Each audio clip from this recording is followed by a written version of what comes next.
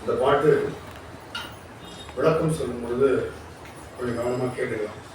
பொது திருநேரிசை என்று இதை குறிப்பிட்டிருந்தால் கூட இதில் ஒரே ஒரு இடத்துல திருமறைக்காடு அப்படின்னு குறிப்பிட்றாங்க. அதனால் இந்த பாட்டு இந்த புத்தகத்திலையும் சொல்லப்படாத ஒரு புதிய செய்தி. இது திருமறைக்காட்டில் அருள் செய்த பதிவு. திருமறைக்காட்டுக்குரிய பதிகத்தில் இதுவும் ஒன்று.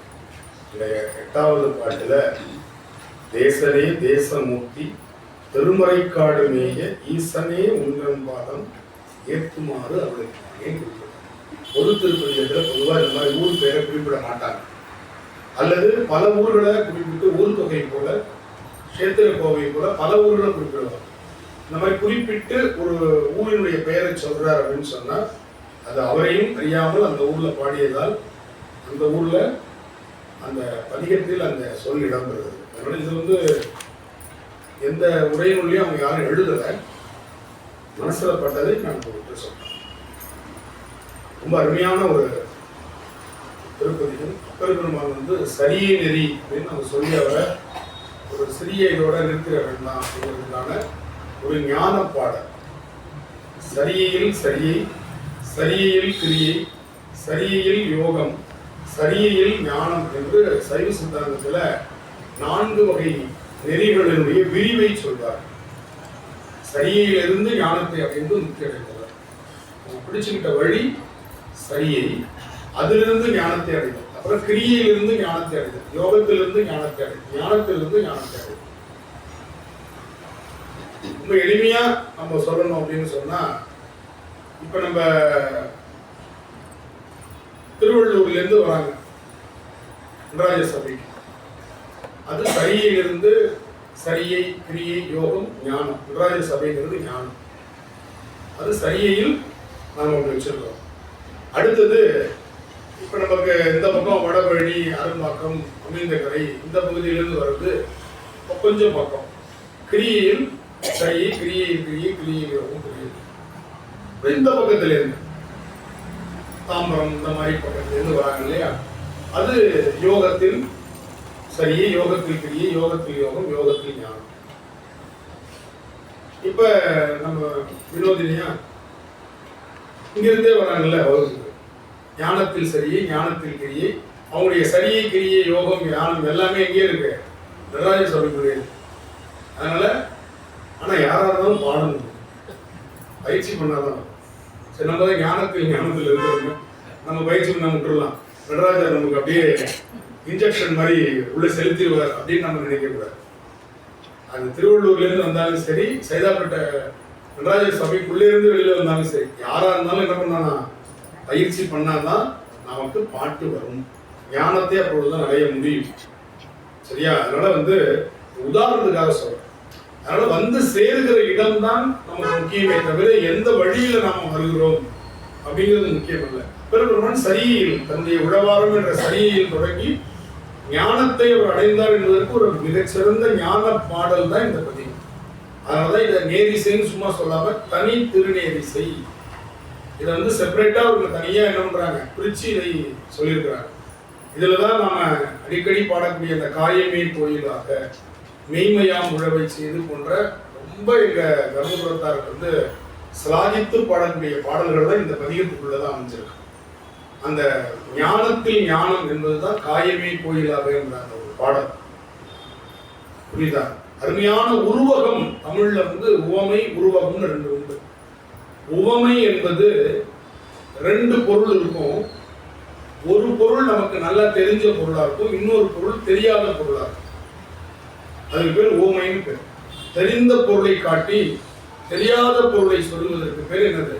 உவமை. அதை போல அப்படின்னு சொல்றது. அதுவாகவே சொல்லுவது உருவகம். எடுத்துக்காட்டா போன்ற, போல, குறைய, மான, கடுப்ப, அன்ன, இன்ன இது மாதிரிலாம் வந்துச்சுன்னு வச்சுக்கோங்க, அதெல்லாம் ஓமைன்னு.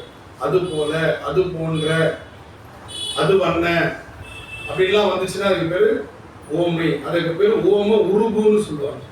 போல, குறைய, மான, கடுப்ப, அன்ன, இன்ன அப்படின்னு வர்றது எல்லாம் ஓம உருபுகள்.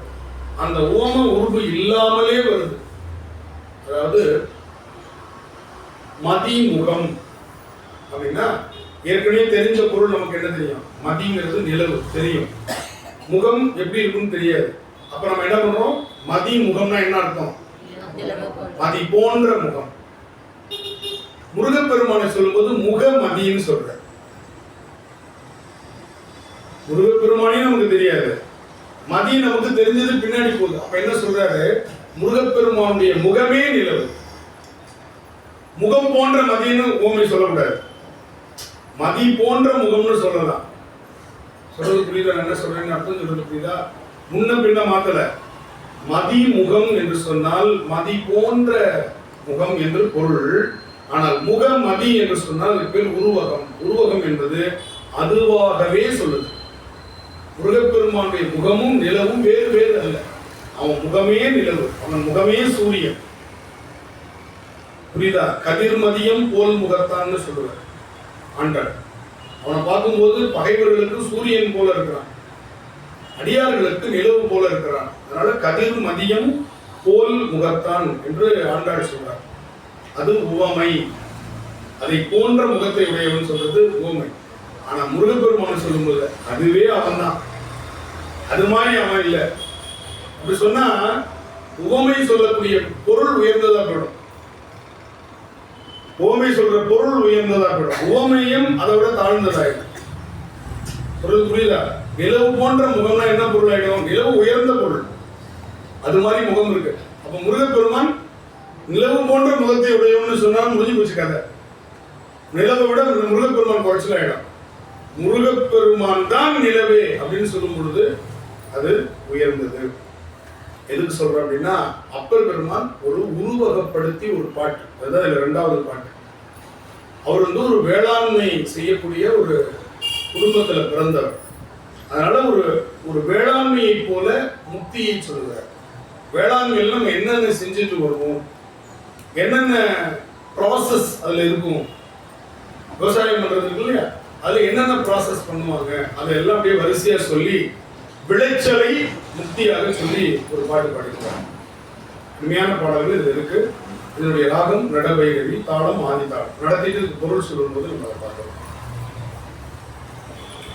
மருளவ மனத்தனாகி மயங்கினேன் மதியிலாதேன், இருளவாருக்கும் எந்தை இடையடி நீழல் என்னும் அருளவ பெறுதலின்றி அஞ்சின நல்லம் வந்தேற்கு பொருளவா தந்தவாரி போது போய் புலர்ந்ததன்றே. இதுல 1 2 சேர்ந்துட்டு அதுக்கப்புறம் தான் 2வது பாடணும். 3 4 சேர்த்து பாடிட்டு அப்புறம் தான் 3 4 பாடணும். அது 2 தடவை.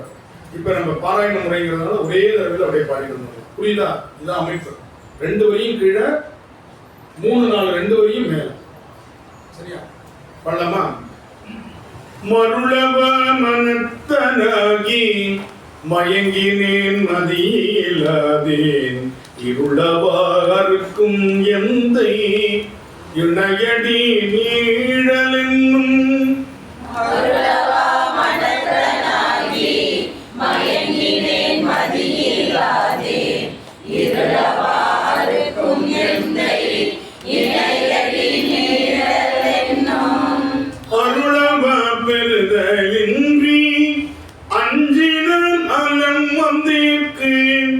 பொருளவா தந்தவாரி போது போய் புலர்ந்ததன்றே.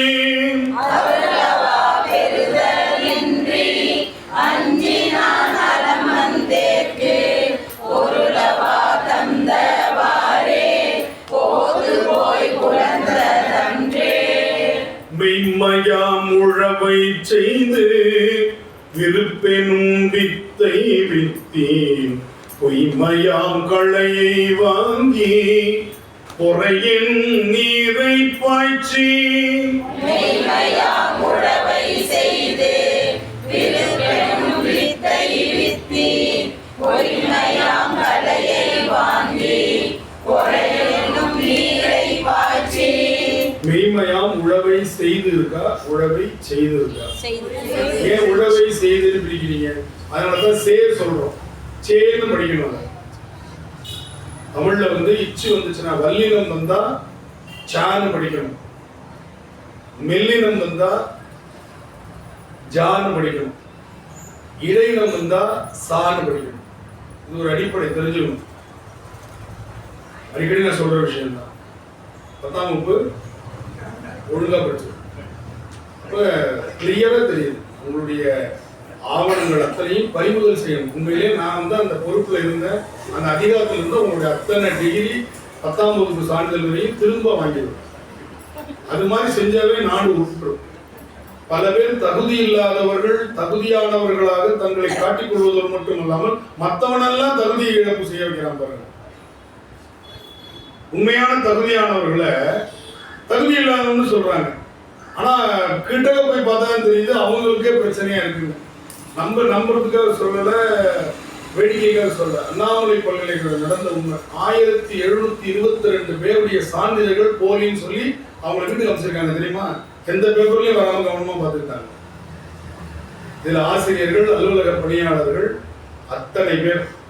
மீதி இருந்தவர்களில் சில பேர் அதற்கு செய்ய வேண்டியதை அந்த அர்ச்சனைகள், சகசர நாமம், லட்சார்ச்சனை, பெரும்பாலும் லட்சார்ச்சனை செய்து பல்வேறு கல்லூரிகளில் அவர்கள் பணி மாற்றம் செய்யப்பட்டிருக்கிறார்.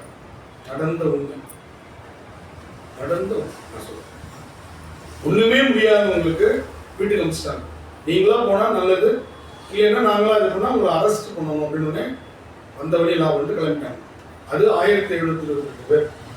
மீதி 3000 சொச்சம் பேர் தமிழ்நாடு முழுக்க எங்கெங்க வேகன்சி இருக்கோ அங்கெல்லாம் தூக்கி போட்டுருக்காங்க. அண்ணாமலை பல்கலைக்கழகத்துல ஒரே ஒரு பல்கலைக்கழகத்துல இன்னொன்று போல் தெரிஞ்சது. ஒவ்வொரு பல்கலைக்கழகத்துலையும் எத்தனைன்னு தெரியாது. எதுக்கு சொல்றேன்னா, மெய்மையாம் உழவை செய்துன்னு நான் படிக்கிறேன், நீங்க உழவை செய்துன்னு படிக்கிறீங்க.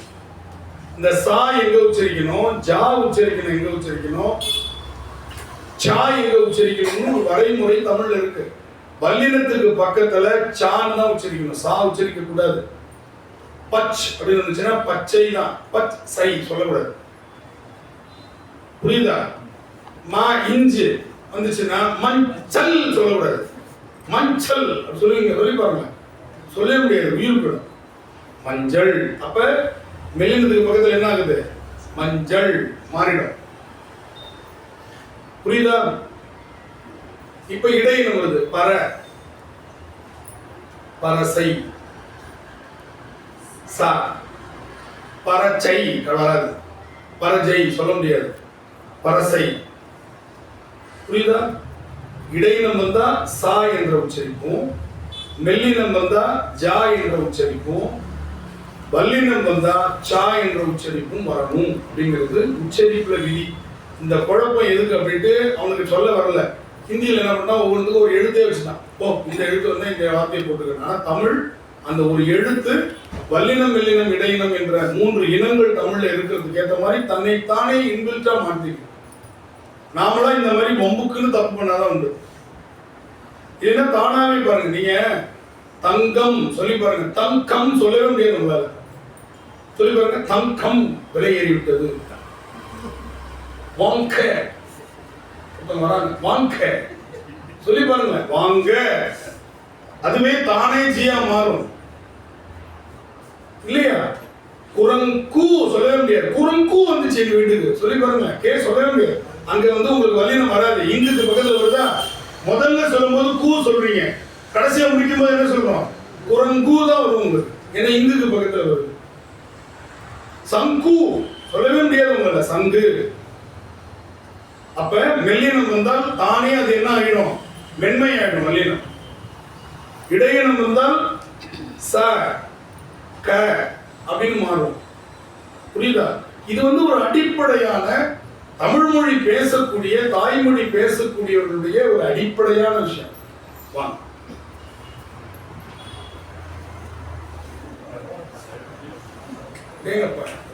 செப்பு திருமணிகள்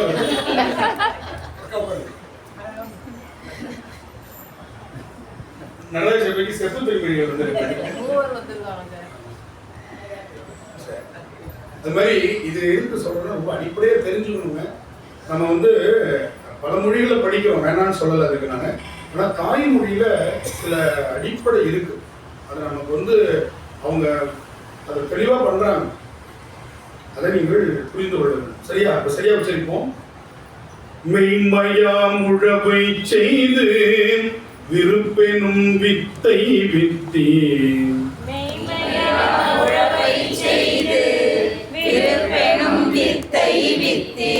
பொய்மையாம் கொள்ளையை வாங்கி பொறையெனும் நீரை பாய்ச்சி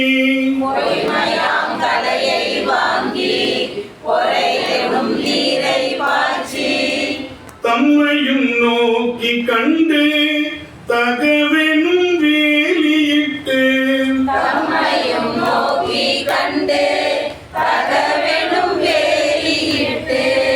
செம்மையுள் நிற்பராகில் சிவகதி விளையும் அன்றே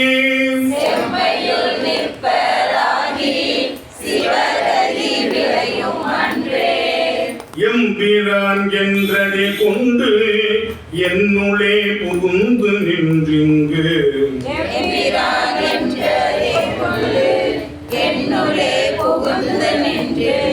நின்றிங்கு சேர்த்துக்கோங்க. எம்பிரான் அட்டகாடி என்னுளே ஒழிதர்வேனே.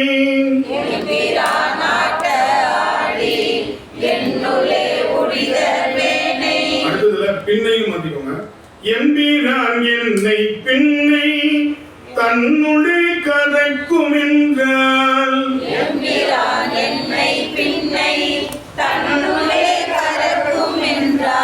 எம்பிரான் என்னை நல்லால் என் செய்கேன் ஏழையேனே.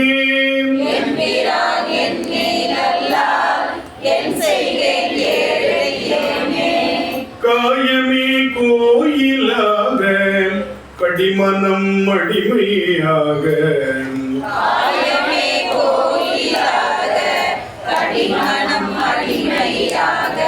வாய்மையே தூய்மையாக மனமணி லிங்கமாக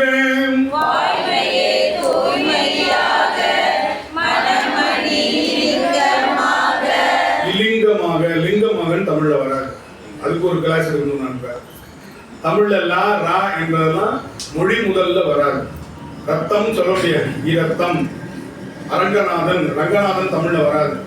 அரங்கநாதன். புரியுதா? அது மாதிரி ல தமிழ்ல முதல்ல வராது. அதுக்கு நம்ம ஈயோ ஆவோ சேர்க்கணும். அது மாதிரி இதுல ஈ சேர்த்துக்கிறோம். வாய்மையே தூய்மையாக மனமணி லிங்கமாக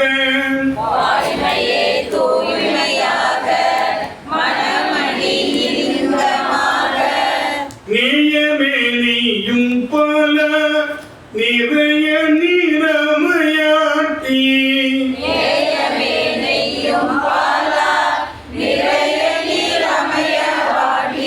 பூசனை ஈசனாக்கு போற்றவி காட்டினோமே.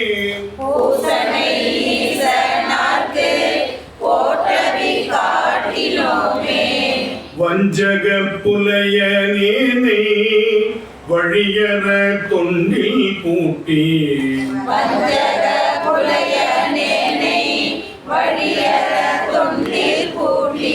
அஞ்சலென்றாண்டு கொண்டாய் அதுவும் நின் பெருமை அன்றே.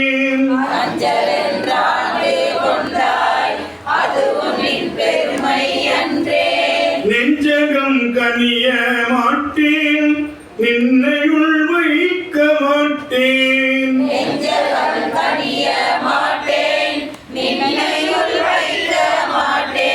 நஞ்சிடம் கொண்ட கண்ட என்ன நன்மைதானே.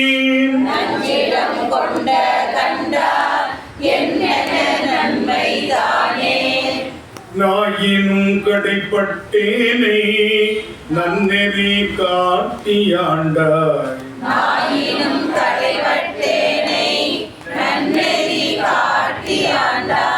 ஆயிரம் மரப மாத்த அமுதனே அமுத முத்து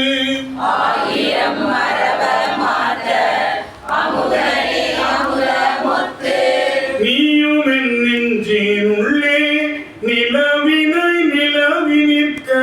நீயும் என் நெஞ்சினுள்ளே நிலாவினாய் நிலாவில் நிற்க. நோயவை சாரும் மாகில் நோக்கி நீ அருள் செய்வாயே. நோயவை சாருமாகில் நோக்கி நீ அருள் செய்வாயே. வெள்ளத்தான் ஒன்று மாட்டேன் விருப்பெனும் வேட்கையாலே. வெள்ளத்தான் ஒன்று மாட்டேன் விருப்பெனும் வேட்கையாலே. வெள்ளத்தின் போல நுண்ணை வாய்மடுத்துண்டிடாமே. பள்ளத்தேன் போல நுண்ணை வாய்மடு துண்டிடாமே. உள்ளத்தேனிற்றி ஏனும் உயிர் புழி அறுதியேனும். உள்ளத்தேனிற்றியேனும் உயிர் புலே வருதியேனும். கள்ளத்தேனிற்றி அம்மா எங்கனம் காணுமாதே. கள்ளத்தேனிற்றி அம்மா எங்கனம் காணுமாறே. ஆசைவன் பாசமெய்தி அங்குற்றேன் இங்குற்றேனாய். ஆசவன் வாசமீதி அங்குற்றேன் இங்குற்றேனாய். ஊசலாட்டுண்டு வாழ உழந்து நான் உழிதரமே. ஊசலாட்டுண்டு வாழா உழந்து நாம் உழிதராமே. தேசனே தேசமூர்த்தி திருமறைக்காடு மேய. தேசனே தேசமூர்த்தி திருமறை காடு மேய. ஈசனே உந்தன் பாதம் ஏத்துமார் அருளம்மா நீ. ஈசனே உன்றன் பாதம் ஏத்துமார் அருளம்மானே. நிறைவிலே நேசம் இல்லேன் நினைவிலேன் வினையின் பாச. நினைவிலேன் நேசமில்லேன் நினைவிலேன் வினையின் பாச. மறைவிலே புறப்பட்டேரும் வகையென கருளன் எம்மா. மறையிலே புறப்பட்டேனும் வகையென கருளன் எம்மான். சிறையிலேன் செய்வதென்னே திருவடி பரவியேத்த. சிறையிலேன் செய்வதென்னே திருவடி பரவியேத்த. குறைவிலேன் குற்றம் தீராய் கொன்றை சேர் சடையினானே. குறைவிலே குற்றம் தீராய் கொன்றை சேசடையினானே. நடுவிலா காலன் வந்து நணுகும் போதறிய ஒண்ணாது. நடுவிலா காலன் வந்து நடுகும் போதறிய ஒண்ணா. அடுவன கஞ்சு பூதம் அவை தமக்காற்றகேன். அடுவன அஞ்சு பூதம் அவை தமக்காற்றலாகேன். படுவன பலவும் குற்றம் பாங்கில மனிதர் வாழ்க்கை. படுவன பலவும் குற்றம் பாங்கிலா மனிதர் வாழ்க்கை. கெடுவதி பிறவி சீச்சி கிளரொளி சடையினீரே. கெடுவதை பிறவி சீச்சி கிளரொளி சடையினீரே. பாட்ட அருமையான ஒரு ஞான பாடம் பண்ணவே போதும். நிறைய நிலையாமை வாழ்க்கையில நம்ம எவ்வளவு காலம் சொல்லுவார், பாலனாய் கழிந்த நாடுன்னு சொல்லுவார். இந்த மாதிரி எவ்வளவு காலத்தை விரயம் பண்றோம். இருக்கிற காலம் நமக்கு ரொம்ப கம்மி. அதற்குள்ள நம்ம ஏதாவது சாதிச்சிடணும், ஏதாவது இந்த மண்ணுலகத்துக்கு செஞ்சிடும். அந்த காலத்தை நம்ம வீணடிச்சுட்டு நம்ம நிறைய காலத்தை நம்ம போக்கி இல்லையா. அது மாதிரி நம்ம சொல்லுவார், தொழுது தூமலர் தூவி துதித்து நின்று அழுது காமுற்றி அரற்றுகின்றாய் பொழுது போக்கி புறக்கணிப்பாரை. பொழுத போக்கி தன்னுடைய வேலைகள் எல்லாம் புறக்கணிச்சுட்டே வரோம். நாளைக்கு செஞ்சு என்ன அவசரம், அப்புறம் பார்த்துக்கலாம் அப்படின்னு புறக்கணிப்பார். எழுதும் கீழ்கணக்கு இன்னம்பர் ஈசனே. இன்னம்பர்ல இருக்கிற ஈசன் என்ன பண்றாரா, அவங்களுக்குன்னு ஒரு அக்கௌண்ட் தொடங்கி ஒரு தனி நோட்டு குழப்பமே இல்லாம அந்த நோட்ல என்ன பண்றாரு, குறிச்சுக்கிட்டு வர்றாரு ஒவ்வொருத்தருக்கும். புரியுதா அப்படின்னு சொல்லி, அதனாலதான் எழுத்தறிநாதர் பேர். இன்னம்பர்ல இருக்கிற ஈசனுக்கு பேர் என்னது, எழுத்தறிநாதர். அது மாதிரி இந்த பாட்டில் ரொம்ப அழகாக சொல்கிறார். இந்த பாட்டினுடைய பொருள் நம்ம தெரிஞ்சுக்கலாம்.